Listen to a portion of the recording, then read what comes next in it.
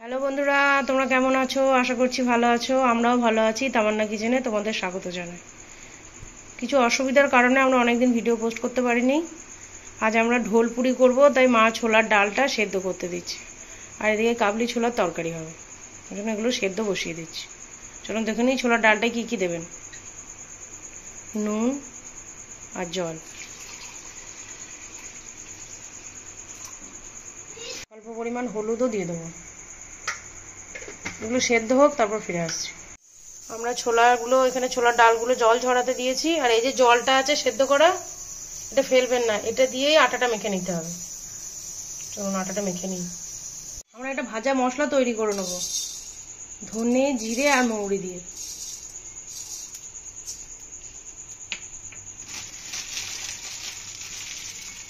মৌরি ভাজা হয়ে গেছে, আমরা ঢেলে নেবো। আমরা তরকারিটা করে নেবো, কাবলি ছোলার তরকারিটা। পেঁয়াজ, কাঁচা লঙ্কা, জিরে গুঁড়ো, হলুদ গুঁড়ো, ফোড়নের জন্য গোটা জিরে আর তেজপাতা। ওই যে কড়াইটাতে মশলা ভেজে নিলাম, ওই কড়াইটাতেই তেল দিয়ে দিলাম। তেজপাতা আর গোটা জিরে ফোড়নে দিয়ে দেবো। পেঁয়াজ,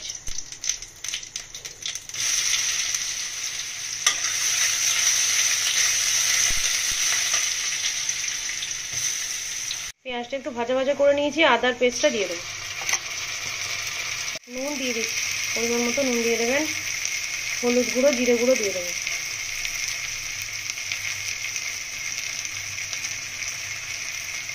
জিরে গুঁড়ো, মশলাটা ভালোভাবে কষিয়ে নেব। আমাদের মশলা থেকে তেল ছেড়ে গেছে, আমরা এবার সেদ্ধ আলুগুলো আর ছোলাগুলো দিয়ে দেবো।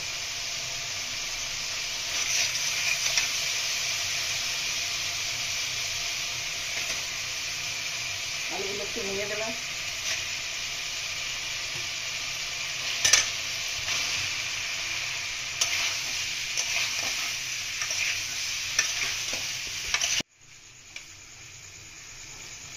আমাদের যেহেতু আলু ছোলা দুটোই সেদ্ধ, তরকারি হতে বিশেষ সময় লাগবে না।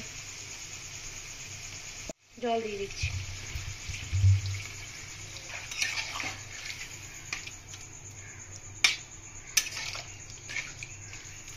এদিকে তরকারিটা হতে থাক, ওদিকে আমরা ঢোলপুরির ডোটা তৈরি করে নিই। আমরা ডোটা তৈরি করে নিই। 1 বাটি রুল ময়দা আর 1 বাটি গমের আটা। যারা ময়দা দিয়ে খাবেন তারা শুধু ময়দা দিয়েই করতে পারেন।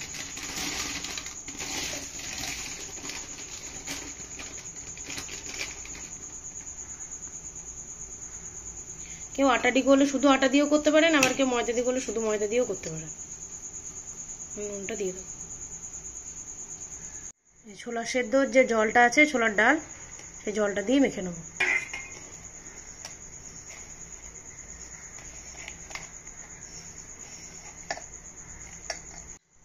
জলটা হালকা গরম থাকতে হবে, হাত দেওয়ার মতো আর কি।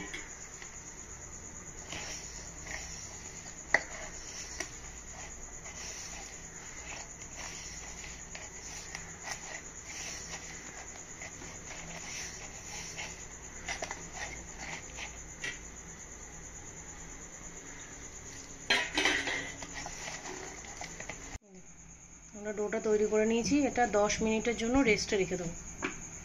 একটু তেল মাখিয়ে দেবো উপরে।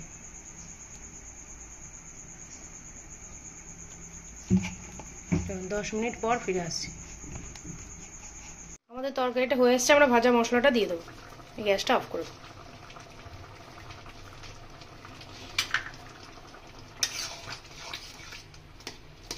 আমরা সেদ্ধ ডালটাকে পেস্ট করে নিয়েছি, একদম মসৃণ ভাবে পেস্ট করবেন। মা এতে একটু ভাজা মশলা দিয়ে দিল, আর নুন দিয়ে তো সেদ্ধ করাই ছিল। মা পুরটাকে গোল গোল করে নিয়েছে, আর লেচিগুলোকেও কেটে নিয়েছে। চলো বেলে নিই। পুরটার মধ্যে ভরে নিলাম,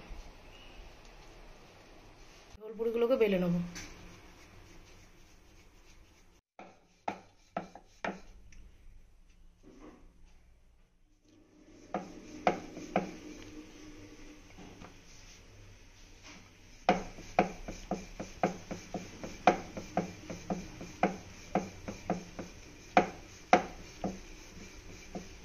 বড় বড়ই হবে। এগুলো একটু হালকা হাতে বেলবো। তেল দিয়ে নিলাম, চলুন এবার এটা দিয়ে দিই।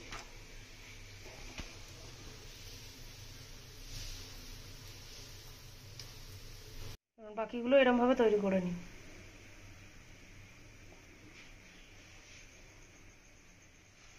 এদিকে এটা তো হচ্ছে ভাজা, এক পিঠ উল্টে দিলাম।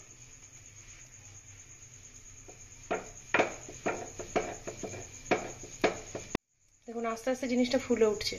অল্প তেল দেবেন, তেল বেশি এতে লাগবে না।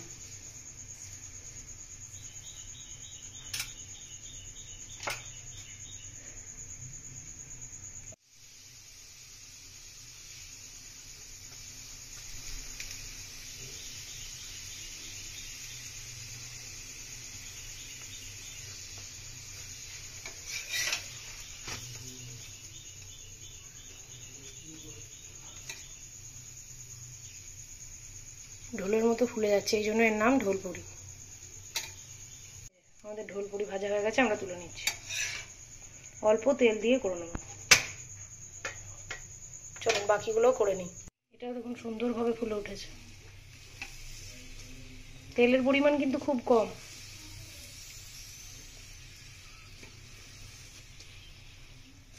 চলুন আমরা সবগুলো ভেজে নিয়ে তারপর ফিরে আসছি। আমাদের ঢোলপুরি এই যে সব ভাজা হয়ে গেছে। একটা মেয়ের প্লেট সাজিয়ে দিয়েছি, মেয়ে আপনাদেরকে ছিঁড়ে দেখাচ্ছে কেমন হয়েছে জিনিসটা। মাঝখানটা ছিল, এই দেখুন পুর, এখন পুরগুলো দেখুন। আপনারাও বাড়িতে বানিয়ে খাবেন, বাচ্চাদেরকে বানিয়ে দেবেন। যদি কোনো ভুল ত্রুটি থাকে তাহলে বলবেন। কেমন লাগছে ভিডিওগুলো, না লাগছে সেটাও জানাবেন। আপনারা ভালো থাকবেন, সুস্থ থাকবেন।